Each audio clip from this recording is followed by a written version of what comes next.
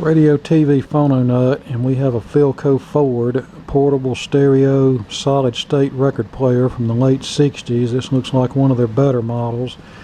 It has separate bass and treble, loudness and balance controls, and I believe this is a BSR UA15 changer. This is one of the better changers of that era that BSR made. The UA15 had the metal tone arm.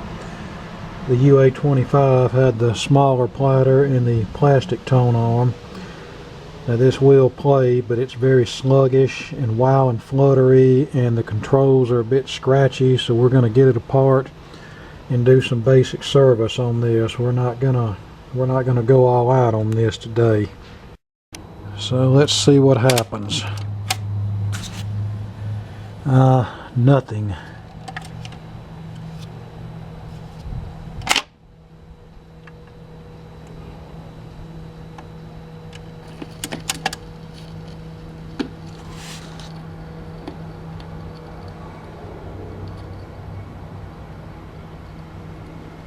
Okay, come on, sing for us.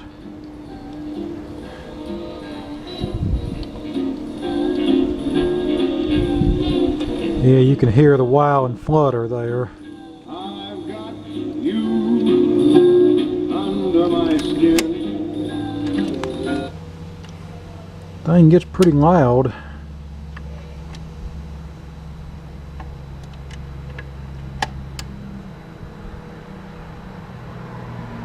Okay, shut off.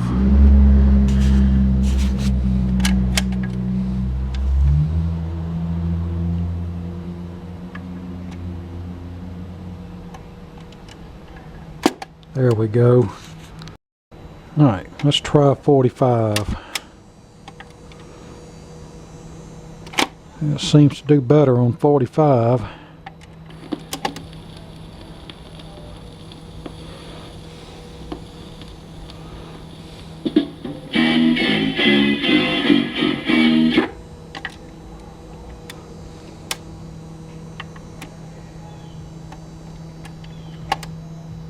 Okay, so we're going to have to do a little service on this. It's not wanting to shut off every time, so most likely some grease. It's a little bit on the hard side. Now, some of these can be a pain in the butt to get apart. This one's probably not going to be an exception. I found 2 screws back here on this rear panel, which I've already removed. And of course you have to have a short screwdriver to get back there and do that. But even after removing the 2 screws, nothing appears to be coming loose, so am I missing something here or what? Okay, so that's how it does. When you remove the 2 screws, this bottom panel comes out, and there everything is. Alright, what do we have written on here? Red and yellow, transformer, black to black AC, brown goes to white AC, so looks like here's a date stamp here. August of '69. So 69 was about the end of these UA series changers. Actually at that time they were already making the C series changers, which is the type that everybody's familiar with from the 1970s that had the manual size selector. Here's our amplifier chassis here. Is this one of those? No, I was thinking this might be one that had a tap on the motor or an extra winding to provide DC for the amplifier, but that doesn't look to be the case. It looks like one of those that they run the amplifier off of the straight off of the AC line and use a high voltage audio output stage, which those output transistors would be on these heat sinks here. Transformer looks to be date coded the 42nd week of '68. So yeah, we're going to say this is a '69 model.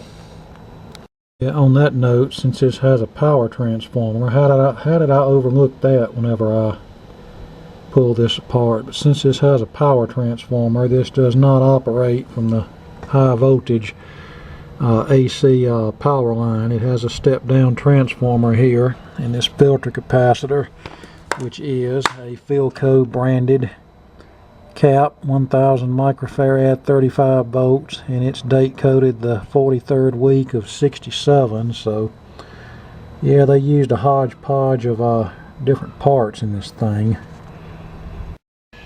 And this appears to be a push-pull output stage, 2 transistors on each heat sink that drive an audio output transformer, which in turn drives the speaker. Not a lot of power involved here in terms of watts, but back then they used very high efficiency speakers that didn't need a lot of power to get loud. So that's why this thing gets so loud. It's not because it's a ultra high powered amplifier, it's because they use some ultra high efficiency speakers. Alright, I just sprayed all the controls with this control cleaner, and that should take care of the static in the controls as we rotate them. Now I'm going to do something that's the lazy way out, but I'm going to hit these areas with the sticky grease with the control cleaner. That'll kind of soften the grease up a little bit and make it work. Of course, the proper thing to do would be to completely disassemble this and clean everything and re-grease it, but I'm not going to do that today. We're just going to get it working. And also the proper thing for me to do would be to pull this amplifier and recap it and all that good stuff, but we're not doing that either right now. Alright, let's see what happens now when we put it into reject. Now, perfect.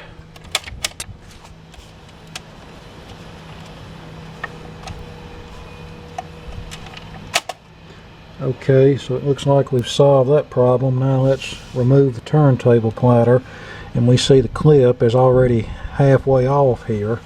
So somebody else has already been in this thing at some point. Now we're going to get our 90% isopropyl alcohol and some paper towels, clean the inner rim of the turntable platter, the surface of the idler wheel, and the motor capstan. And we're going to get our zoom spout oil and put a drop of oil on the top motor bushing, and then we're going to go underneath and put a drop of oil on the bottom. Once again, the proper thing to do would be to take the motor completely out, disassemble it, clean it, and re-lubricate it, but like I said, we're not going to do that today. And that's what came off of the inner rim of the turntable platter. As you can tell, a little gunky there. What kind of sloppy rigging is this? It looks like someone wrapped a piece of wire around here. I think the idler tension spring is missing or broken, and somebody just wrapped a piece of wire around that to try to compensate for it and hold the idler wheel in the correct spot. And that could be another reason why it's not doing very well. And I just cleaned the idler wheel, and I'll say that I rarely ever have to replace a BSR idler wheel. Occasionally I'll run into one that's hard as a rock and has to be replaced, or one that has a dent in it from being left in gear for the past 30 years, and of course that has to be replaced, but for the most part these seem to hold up. And BSR use this same wheel on the majority of their record changers from the beginning to the end. Alright, that's out of the way. Alright, I put a couple of drops of oil on the top and bottom motor bushing. We now have it energized, and I'm cleaning the gunk off the capstan with a paper towel moistened in isopropyl alcohol.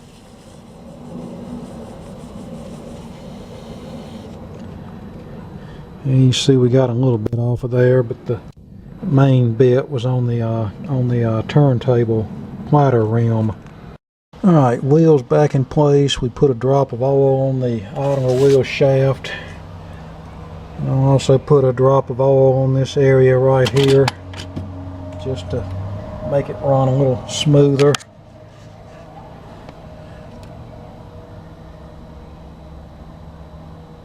Come on, get on there. There you go. Alright, that's 78. That's 45. That's 33. And that's 16. And even at 16, we got a fair amount of torque here. So let's put a record on and see if the problem has diminished. Okay, come on, focus for us.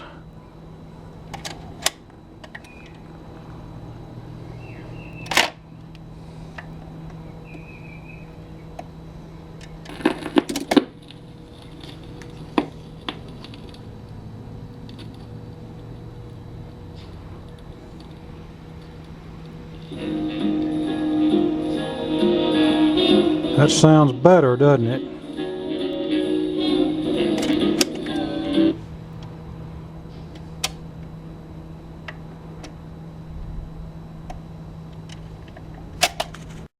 And now 45.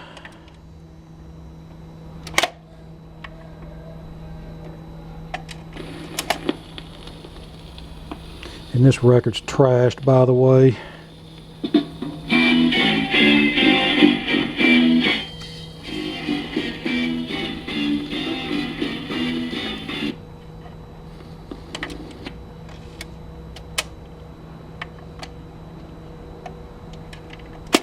Good. Now let's go find a 16 and a 78, see how it does with those. Alright, 10-inch micro groove 78. Let's see how that does. Yeah, probably need to adjust our set down.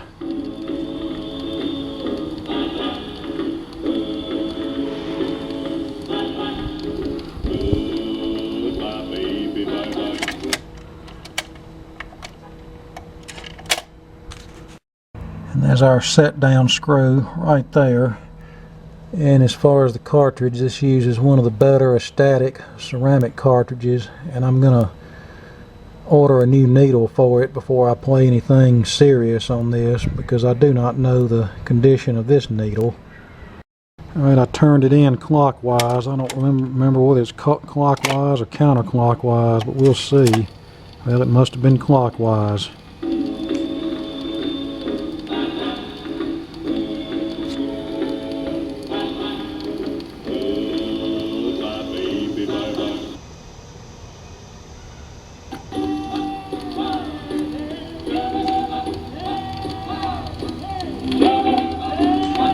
It's not Jackie Wilson, by the way. It's one of those budget label records with 3 songs per side by knockoff cover artist.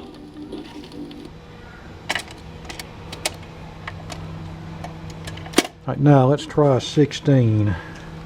Alright, 16, and take note of the lightning speed operation.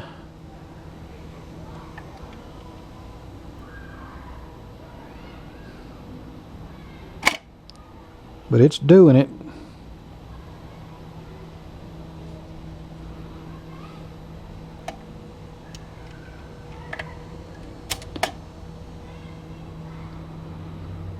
This is the American Red Cross Youth News Annual Talking Book Edition, 1971. Recorded on 2 records for the blind and handicapped children by the American Printing House for the Blind, in cooperation with the American National Red Cross. All stories and articles in this edition originally appeared in the regular printed edition. Alright, I think we can put the bottom back on this thing and clean up the exterior a little bit and call it a day.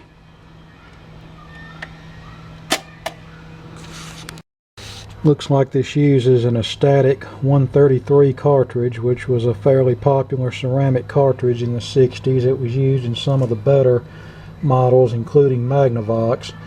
The data I'm finding on it says it has a tracking pressure range of 4 to 6 grams with an output of a half a volt.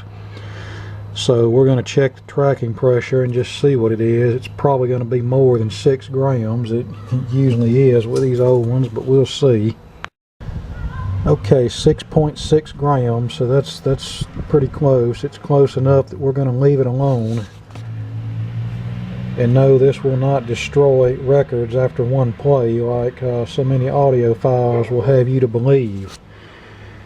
I mean, when you think about it, the majority of records that we find in thrift stores and such places were likely played on something like this, and a lot of those records are still in good shape today, and that's because they were taken care of. It's been my experience the majority of trashed records are that way because they were mishandled or otherwise played on equipment that wasn't in proper order, as in worn out needles, too much or too little tracking pressure, defective cartridges, mechanical issues that might prevent the tone arm from moving as freely as it should, etc., etc. So I mean, yeah, I am going to order a new needle for this before I play anything decent on it, but I'm not overly afraid to play my records on this.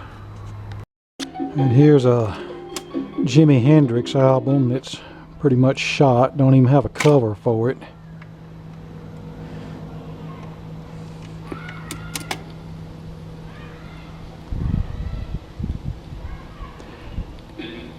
Actually, if I cleaned it up, it might do pretty good to play on something like this.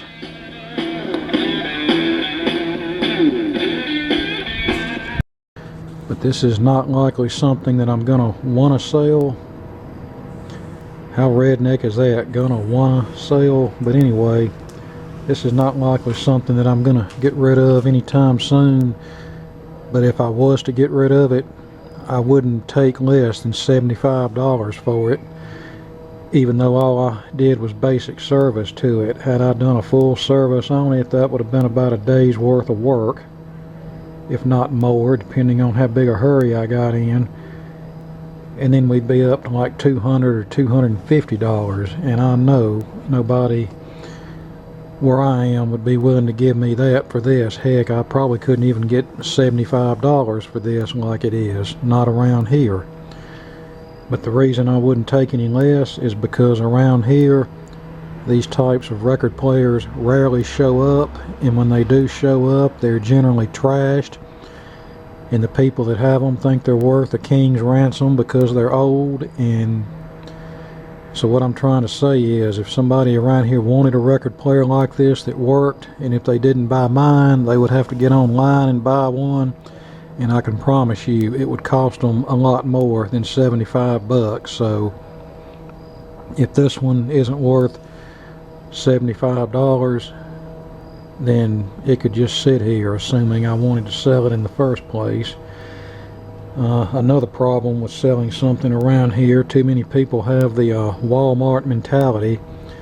I can see it now. If I actually found somebody willing to give me $75 for this, they'd take it home, and the first time it had a little hiccup, they'd be back over here raising sand, wanting their money back. And I'm not going to deal with that. People ought to have sense enough to know that when something's 50 plus years old, then anything is subject to happen to it. Even for a fully restored unit, there are times when there's going to be a hiccup down the road. Somebody was telling me the other day that they went in the thrift store and got there just in time to see a woman returning I presume a CRT television that she paid 10 bucks for, and when she got it home it wouldn't work. And I have an idea why it wouldn't work, probably because she didn't connect it to a converter box, and of course couldn't pick up anything without a converter. So she brings the TV back demanding her $10 back, and when the thrift store wouldn't give her money back, then she threw a fit and started cussing, and the thrift store had to throw her out. And really that's about the only advantage to selling locally over selling on eBay, is when you're selling locally you don't have somebody like eBay telling you what you can and can't do, as in like that one that scammed me out of a record player that time, and eBay made me made me refund the scamming you know what. Had somebody pulled that here, I'd have told them, no, you're not getting your money back, now get off my property, and if you don't leave, I'm calling the cops. So that's another reason, you know, I don't want to fool with, I just don't like to try to sell stuff. Now I know there are people in other parts of the world who would happily give me $75 for this just like it sits, but they're not in my county. But in this instance, I'm not really too worried about it because, like I said, I'm probably not going to get rid of this anyway. And the biggest problem people in this county have is all they're interested in is drinking and playing with their cell phones and making babies, and that's about it. And you know, there's just not a lot of interest in this sort of thing, and when you do find somebody that's interested, they expect it to be perfect for $10. Alright, enough rambling on about that. We'll play a stack of 45s on this, and then we'll call it a day.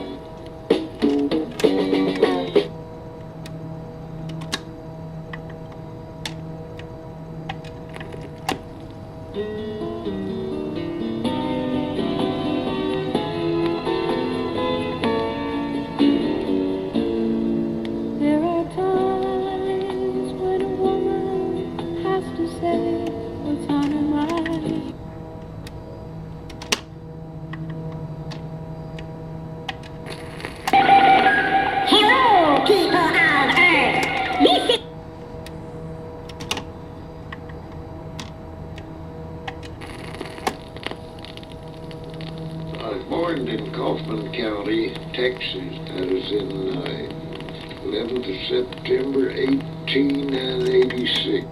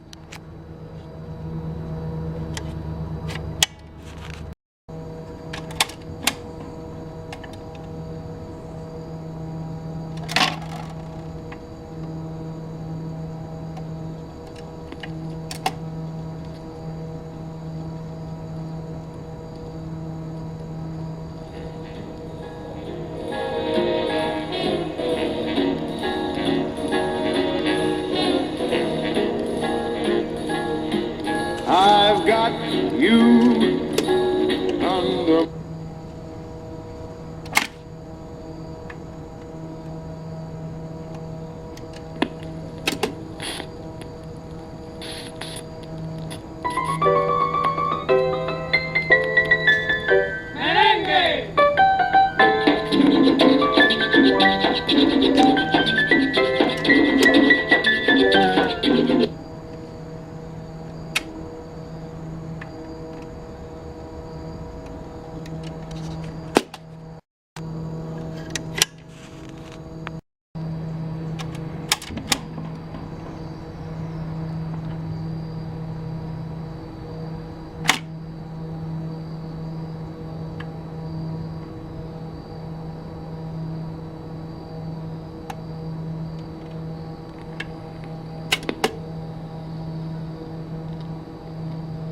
This is the American Red Cross Youth News, Annual Talking Book Edition, 1971.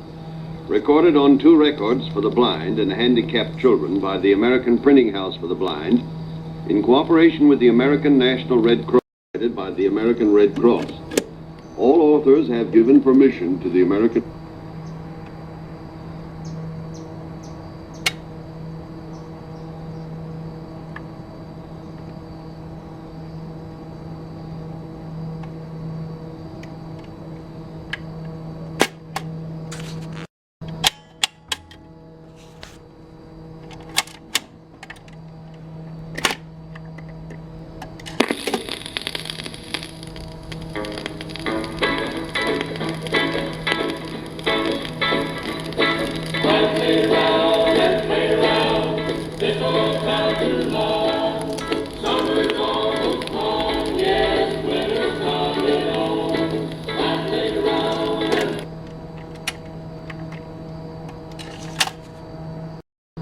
Okay, ladies and gentlemen, that's about a wrap on this.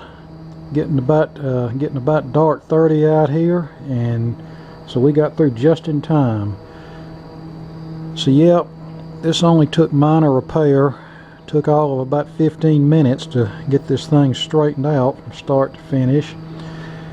Yeah, it probably took less time to fix it the correct way than what it took for whoever did what they did to this to try to fix it the jake-legged way, and obviously it never worked right that way anyway. But alright, there you go, the 1969 Philco-Ford portable stereo record player, ready to rock and roll some more.